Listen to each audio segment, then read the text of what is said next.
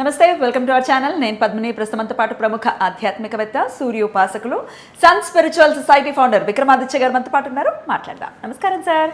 సూర్యోస్మి తల్లి. సార్, గురువు యొక్క మార్పు జరిగింది. 12 ఏళ్లకు ఒక్కసారి మాత్రమే కర్కాటక రాశిలోకి వస్తారు. మనకి విదితమే ఇది. కర్కాటక రాశిలోకి వచ్చారు 2వ తారీఖున. అలాగే యమునా నది పుష్కరాలు కూడా వచ్చాయి. మరి గురువు మార్పు రీత్యా ద్వాదశ రాశులకి ఆయన ఉచ్చస్థితిలో ఉండడం చేత ఎటువంటి ఫలితాలను ఇస్తారు? అన్ని వేళలా ఉచ్చస్థితిలో ఉండరు కదా, సో ఎటువంటి ఫలితాలు ఇస్తారు ఒకసారి మీ ద్వారా తెలుసుకోవాలనుకుంటున్నాను సార్. ఎందుకమ్మా అంటే కర్కాటక రాశి ఆయనకి ఎందుకంత ఉచ్చస్థితి అంటే, ఇప్పుడు ఇక్కడ సుమన్ టీవీలో చాలామంది యాంకర్స్ ఉన్నారు. విక్రమాదిత్యకి పద్మిని గారికి ఉన్నటువంటి ఆ ఇంటరాక్షన్ ఎందుకు అంత బెటర్గా ఉంటుంది? చాలా కంఫర్టబుల్గా ఫీల్ అవుతాం, లేకపోతే మనది ఓన్గా ఫీల్ అవ్వటం కదా. అంతే కదా, అంటే సొంత ఇల్లు అంటే ఇక్కడ ఇప్పుడు పద్మిని ఆహ్వానించినప్పుడు ఇది సహజంగా సుమన్ టీవీ, కానీ ఇక్కడ నాకంటూ అంటే నా మనిషి, లేకపోతే మీ ఇద్దరం కలిసి జర్నీ చేసాం, ఒక అద్భుతమైనటువంటి ప్రయాణాన్ని మొదలుపెట్టాం. ఒక కొత్త రకాన్ని అంటే ఒక యాంకర్ ఒక గెస్టులా కాదు మన ఇద్దరం మొదలుపెట్టినాం. అంటే ఇప్పుడు ఎంతమంది మీరు ఎన్ని చూసుకోండి, ఈ 5-6 ఏళ్లలో ఈ టైప్ ఆఫ్ అంటే ఒక ఇంటరాక్షన్, ఒక సమస్యని కూలంకుశంగా పరిష్కరించడం, దాని గురించి విశ్లేషణ చేయటం. ఏదో డౌట్ అడిగేస్తే ఆన్సర్ చెప్తే జనాలకు అర్థమయ్యేది కాదు. మన ఇద్దరం మొదలుపెట్టాం. అవును, 100%. అలా గురుడికి కర్కాటకంలో ఏముంది ప్రత్యేకత? చాలా కంఫర్టబుల్గా ఉంటాడు. పైగా చంద్రుడి యొక్క రాశి, వారిద్దరు కలిస్తే గజకేసరి అని కూడా అంటారు. ఇంకా అంటే ఆయన అందులో అక్కడ ఏ నక్షత్రం ఉంది? పునర్వసు. ఆయన స్వనక్షత్రం ఉంది. ఇంకా పుష్యమి, ఆశ్లేష. ఓకే, పుష్యమి నక్షత్రానికి అధిపతి ఆయనే, అంటే నక్షత్ర అధిదేవతగా ఉన్నాడు. అలాగే పునర్వసు నక్షత్రం, ఆశ్లేష. అంటే ఒక ఇంటిలో నేను చాలా హ్యాపీగా ప్లెజెంట్గా ఉంటున్నానంటే నాకు సంబంధించినటువంటి, నేను పద్మినితోటి ఎందుకు అంత బాగుంటాను అంటే తనకు సబ్జెక్ట్ ఉంది, నాకు సబ్జెక్ట్ని ప్రజెంట్ చేయాలనే తాపత్రయం ఉంది. కాబట్టి మా ఇద్దరం కలిస్తే ఒక మంచి ఎపిసోడ్ వస్తుంది. అలాగే చంద్రుడు కర్కాటక రాశి ఏదైతే ఉందో అది సహజ చతుర్థ స్థానం, అది డొమెస్టిక్ లైఫ్. అంటే గురుడు ఆధ్యాత్మికతలో ఒక అత్యున్నతమైనటువంటి స్థితికి తీసుకెళ్ళడానికి పుష్యమీ నక్షత్రానికి సహజంగా తనకి శని పడడు కదా, కానీ వాళ్ళిద్దరూ కలిగితే నీచభంగ రాజయోగం మకర రాశిలో జరుగుతుంది. అది దానికి ఆపోజిట్గా ఉండేటువంటిదే కదా కర్కాటక రాశి. అందుకని అక్కడ అద్భుతమైనటువంటి తనకున్నటువంటి శక్తులను ఎవాపరేట్ చేసి తద్వారా తన దృష్టి ఎక్కడెక్కడైతే పడుతుందో అక్కడ అంటే సహజ శుభుడు అంటారా? సహజ శుభుడు, పూర్ణ శుభుడు. ఇప్పుడు మీరు జ్యోతిష్ శాస్త్రాన్ని నేర్చుకోవడానికి ఎన్ని రోజులైనా స్టార్ట్ చేసి? మొన్న మధ్య సార్. అంటే గురుడు రాబోతూ మీకు ఏమి నేర్పిస్తున్నాడు? శాస్త్రాన్ని నేర్పిస్తున్నాడు. గురు పుష్యమి యోగం రోజు మొదలైంది. ఓ సూపర్. ఇంకా తిరగలేదు. ఇంకా అంటే నీకు వచ్చేటువంటి అజ్ఞానం ఇక మనం వర్ణించలేం. మీ అదృష్టం పద్మిని దొరకటం మీ అదృష్టం. ఆవిడ నువ్వు ఎక్కువ నవ్వేస్తున్నావు, లేకపోతే ఎక్కువ ఇంటరాక్ట్ అయిపోతున్నావు, వాళ్ళు మాట్లాడినవు అంటే తను మాట్లాడుతుంటేనే లోపల నుంచి ఏమైనా వస్తాయి. అది సహజంగా తనకున్నటువంటి తృష్ణ. శాస్త్రం ఏం చెప్పించేద్దాం అనుకుంటున్నాం. గురువు కదా, మరి మళ్ళీ ఇటువంటి కాంబినేషన్ ఎప్పుడు వస్తుంది అసలు? ఒకసారి ఒక్కసారి ఆలోచించు. ఎన్ని సంవత్సరాలు అంటే 12 సంవత్సరాలకు ఒకసారి పుష్కరాలు వస్తాయి. కానీ ఈ జ్యేష్ఠం అధిక జ్యేష్ఠం రాదుగా. రాదు. అలా ఈ కాంబినేషన్ మళ్ళీ కుదరాలంటే ఒక్కొక్కసారి వాళ్ళు పెడుతుంటారు 122 సంవత్సరాలకు ఒకసారి, 200 ఒకసారి. అలా చూసుకున్నా కూడా మనం చూడలేము. ఈ జన్మకి చూడలేకపోవచ్చు. కరెక్ట్. కానీ ఈ జన్మలో ఇప్పుడు చేసుకుంటే ఈ పుణ్యాన్ని పట్టుకెళ్ళిపోవచ్చు, ఎక్కడికి వెళ్ళినా పట్టుకెళ్ళిపోవచ్చు, అవకాశం. అందుకని ఏంటంటే సంవత్సరం పాటు ఆయన అతిచారంలో ఉన్నారు కదా, అటు ఇటు తిరుగుతూ కర్కాటకం నుంచి మళ్ళీ మిథునానికి వెళ్ళి ఫస్ట్ సింహం నుంచి మళ్ళీ కర్కాటకానికి. ఈ ఆటలో అద్భుతమైనటువంటి ఫలితాలు మారుద్దాం. బాగుంది, చాలా మార్పు వస్తుంది జనాల్లో. ఆధ్యాత్మిక చింతనకి ఇది అద్భుతమైనటువంటి సమయం. ఈ సంవత్సరం శ్రద్ధగా భక్తి శ్రద్ధలతో చేస్తే ఈ పుణ్యం ఏదైతే ఉందో మనకి జన్మజన్మలా కాసేస్తుంది. బ్యూటిఫుల్. మరి ఏం చెయ్యాలి? గురువుని ఎలా ప్రసన్నం చేసుకోవాలి ద్వాదశ రాశుల వాళ్ళు అనేది ఒక్కొక్క రాశికి సపరేట్గా మాట్లాడుకుందాం సార్. అలాగే మీరు వేదాన్ని నేర్చుకుంటూ ఉన్నారు కాబట్టి వేదమే అన్నిటికీ ప్రమాణం అని ఖచ్చితంగా అందరికీ తెలిసినటువంటి విషయం. వేదం ఇచ్చినటువంటి మంత్రాలు ఎవరెవరు ఏమేం చేసుకోవచ్చు, అలాగే ప్రతి పూజ కానీ అసలు ప్రతి నిత్యం కూడా మనకి సంకల్పం అనేది ఖచ్చితంగా ఉండాలి కదా. సంకల్పం లేకపోతే వృధా అమ్మ. సంకల్పం లేని జీవితం, గమ్యం లేని ప్రయాణం ఎలా అయితే వృధావో మనకు సంకల్పం ఉండాలి. రైట్. మరి సంకల్పం కూడా ఎలా చెప్పుకోవాలి? ఒక మంత్రం చేసేస్తున్నాం కాదు, దానికి సంకల్పం ముందు చాలా గట్టిగా మనస్ఫూర్తిగా గనక కోరుకుంటే ఖచ్చితంగా జరుగుతుంది. ఈ సంకల్పం ఎవరికి తెలియడం కోసం అమ్మా? ముందు మనకు తెలియాలి, ఎవరికో లోపల తెలియడం కోసం. అంటే నువ్వు సంకల్పం చెప్పకపోతే భగవంతుడికి తెలియదా? భగవంతుడికి అంతా తెలుసు, సర్వాంతర్యామి. కానీ అది నీ లోపల నాటుకుపోవాలి. చేసేది నేను, ఫలితం కావాల్సింది నాకు. అది శివుడికి చెప్తున్నావు అంటే నీలో ఆత్మకారకుడికి నువ్వు తింగరేసాలు వేయకు. ఇది నీ సంకల్పం, ఇది నీ టార్గెట్, దాని మీద దృష్టి పెట్టు.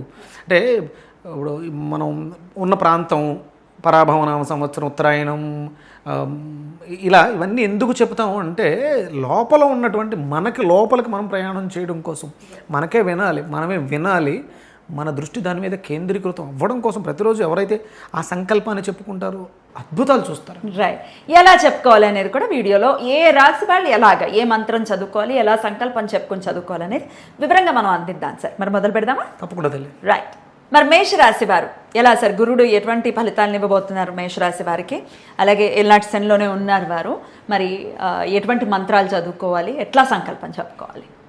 ఏలినాటి శని ప్రభావం ఎలా ఉంటుందమ్మా మేషరాశి వాళ్ళకి? మేషరాశి వాళ్ళకి మామూలుగా నన్నేమే మరి ఏం పెట్టట్లేదు, ధర్మాచరణ వల్ల ఉంటే ఏమీ పెట్టడు. అది అంటే ఎవరైతే కర్మ విరుద్ధంగా ఉంటారో వాళ్ళని శని పనిష్మెంట్ చేస్తాడు. అందుకని మీరు చేసే కర్మ ఏదైతే కర్మ చేస్తున్నావో అది ధర్మం వై ఉంటే మీకు ఆ శని అంటే ఏలినాటి శని జరుగుతుంది ఇలాంటివి అసలు మీరు ఆలోచించాల్సిన అవసరం ఉండదు. కాబట్టి అందరూ కూడా ధర్మాచరణలో, ధర్మం ఏంటి అంటే వేదం గురించి తెలుసుకోవటం ధర్మం, తెలుసుకున్న ధర్మాన్ని 10 మందికి తెలియచెప్పటం ధర్మం, సంధ్యావందనం ధర్మం. రాముల వారిని నిద్ర లేపుతూ ఏమన్నారు ఋషి? కౌసల్యా సుప్రజా రామ పూర్వా సంధ్యా ప్రవర్తతే నరసాతోలం కర్తవ్యం దైవమాంగికం. కర్తవ్యం అది మర్చిపోతున్నాం. ఎవ్వరూ సంధ్యావందనాలు చేయట్లేదు. అందుకనే అంటే ఆ సంధ్యావందనాలు ఆపోహిష్టామయో భువః, ఈ ఉదకాలు జల్లుకుంటూ ఈ ఉదకము నన్ను శాంతింపచేయగ. అంటే భూమి ఇంత వేడెక్కిపోవడం కారణం ఏంటంటే సంధ్యావందనాలు లేవు. స్వామి చుట్టూ అసురులు ఉన్నారు కాబట్టి ఎండ ఎలినో ఏదో అంటారు కదా, ఇవన్నీ. అందుకని సంధ్యావందనం కర్తవ్యం, దీన్ని దృష్టిలో పెట్టుకోండి. ఇది కేవలం అంటే నాకు గుర్తు చేస్తూ ఉండు ఒక మేషరాశి వాళ్ళే కాదు, ప్రతి రాశి వాళ్ళు కూడా ఈ కర్తవ్యాన్ని నిర్వర్తించి చూడాలి. ఇప్పుడు మరి ఏలినాటి శని ప్రభావం మేషరాశి వారికి బృహస్పతి ఎన్నో ఇంట్లోకి వస్తున్నారమ్మా? బృహస్పతి 4వ ఇంట్లోకి, సహజ చతుర్థ స్థానంలోకే. అంటే ఏముంటాయి అక్కడ? ఇళ్ళు, తర్వాత డొమెస్టిక్ లైఫ్, కార్లు, మదర్, తల్లి ఆరోగ్యం మెరుగుపడటం ఇవన్నీ ఉంటాయి. ఇవన్నీ చూసా. నిన్నే వచ్చిన వెంటనే నేను ముందు ఫస్ట్ ఇది బృహస్పతి సూక్తం నుంచి ఋగ్వేదంలోని మంత్రం సూక్తంలో చాలా మంత్రాలు ఉంటాయి, 11 మంత్రాలు ఉంటాయి. కానీ ఇందులో ఒక మంత్రాన్ని మనం పట్టుకుని సాధన చేస్తే చాలు. నేను నిన్న యథాశక్తి జపం చేసుకుని, మేషరాశి వారు కదా, హోమం చేసుకుని ఎవలు పిండితో బెల్లము, ఎవలు పిండి అంటే మనకి హోమానికి ధాన్యంలో ఎవలను వాడతాం. ఎవల పిండితో బెల్లము, పాత బెల్లం, తేనె, ఇంకా సుగంధ ద్రవ్యాలు, తిప్పతీగ, ఇవన్నీ కూడా చూర్ణాలు చేసుకొని స్వామికి ఇంచుమించు సుమారు 1 కేజీన్నర నివేదన చేసి ఎర్ర బియ్యంలో ఎర్ర బియ్యంతో, అంటే నిన్న ఏ రోజు? మంగళవారం. అందుకని కుజుడితో అనుసంధానం చేస్తూ ఎర్ర బియ్యంతో పాయసం వండి హవిస్సుగా ఇచ్చి హోమం చేసుకుని ఈరోజు మీకు అంటే నేను అనుకోలేదు, కేవలం నీ సంకల్పం వల్ల నేను ఇక్కడికి వచ్చాను కదా, నీకోసమే వచ్చాను. Thank you. ఏదంటే నువ్వు చెప్పించాలనుకున్నావు కదా, అంతే. మంత్రం చెప్దామమ్మా. బృహస్పతే అతి యధర్యో అర్హాద్ ద్యుమద్విభాతి కృతుమజ్జనేషు యద్దీదయచ్చవస ఋత ప్రజాత తదాస్ము ద్రవిణం దేహి చిత్రం. ఇది మంత్రం అమ్మ. ఓకే. సంకల్పం ఎలా చెప్పుకోవాలి సార్?